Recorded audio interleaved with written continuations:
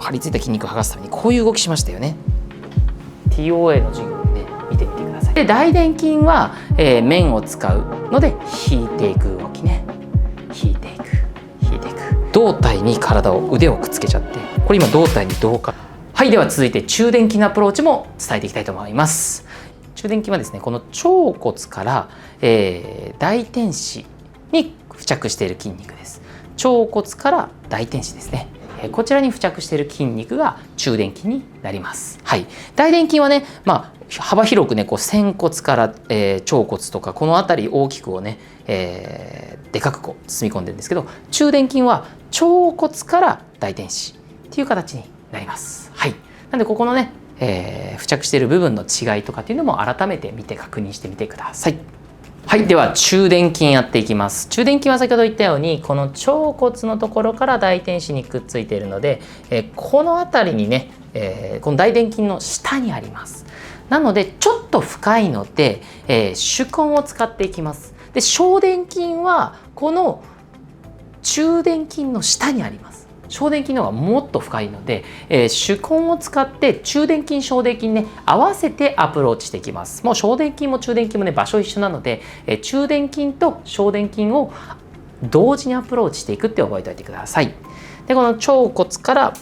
大天子、ここですね、足の付け根になるので、手根を使います。深めに行くので。で手根を使ってこの腸骨の骨のところから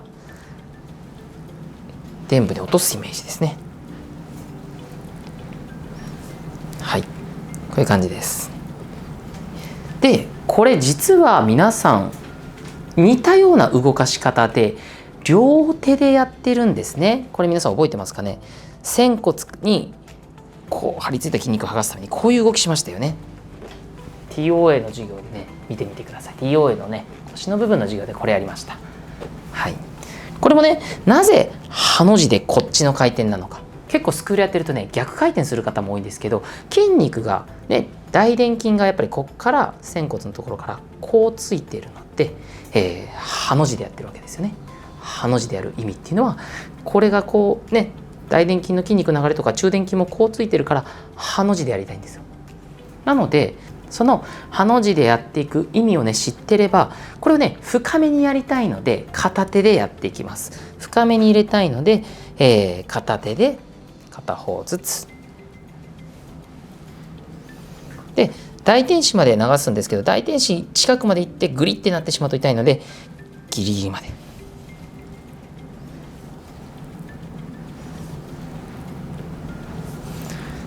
でこれですね、片手でやった方が面的にね圧が入れやすくなったり強く深く入りやすくなります。でもし余裕があればね大臀筋も一緒に深めにじゃないですけど、この片方ずつ手根でね丁寧にやっていく。実際両方やるとこんな感じなんで両方でもねできなくはないです。ただここから両方でやると圧が逃げちゃいます。力が入んないんですよ。こうやって上からやろうと思っても力が入んなくて、多分やってみたら分かると思います。この中臀筋だけをアプローチして両方からこうやってやると圧が入んないです。なので片手はサポート、腰をサポート。あんまりお尻のところに行くとねあれかもしれないので、片手は腰の部分にサポートして、もう片手でこうするとねしっかり圧が入ります。みぞおちを使ってうまく体重を入れで胴体に腕をくっつけちゃって、これ今胴体に同化している状態なんで胴体でグッといけば入るんですよね。それでアプローチしています。はい、手根はねすごく便利で深く入るけど痛くならないように、この手根の中でも、ここのね母子球を使っていくので痛くないけど深めに入るっていうのがねできるようになるので、この辺をねこの手根でほぐしてください。でこっち側終わったら反対側も同様にこっち側の時に同じように均等にねやっていただければと思います。はい、ではですね、この大臀筋中臀筋のアプローチですね、手根を使って、